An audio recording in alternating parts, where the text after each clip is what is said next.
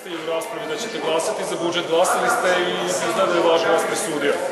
Pa ja sam to znao da će se to, što sam znalo izračunati kako će glasati i nisam teo da preuzmem odgovornost za sebe, da rušim posle mjesec dana ovu vlast, koji jeste još ništa nije pokazala, ali prema mojim mišljenjima bolje nego bježa.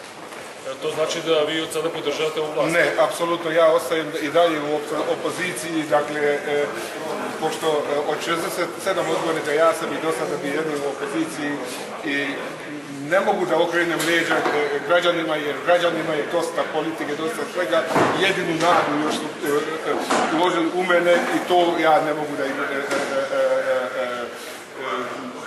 ne ispunim tu želju.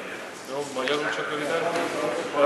Tehát végül is 34 szavazattal, 34 igen szavazattal megválaszt az új költségvetés, az a 34. szavazat az az öné. Miért döntött úgy, hogy a költségvetésre szavaz?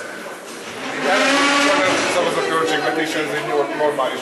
De pontosan lehetett tudni, hogy ki az a 33, akit és nem akartam Magyar Remény Mozgalommi Jómagamség, nem akartam azt a felelősséget elvállalni, hogy a Maglai urat megbuktassuk, mert az egy természetellenes valami, hogy Szabadka ott a 55 000 magyar él, magyar párt nélkül kormányozni. Azt jelenti, hogy most ezen támogatni fogja a többséget? A Magyar Remény Mozgalom továbbra is kemény ellenzéknek, és a rákövetkező választások pedig nagyon sok képviselővel szeretnénk megjelenni, és Szabadka polgárait és a magyarokat képviselni. Köszönöm szépen!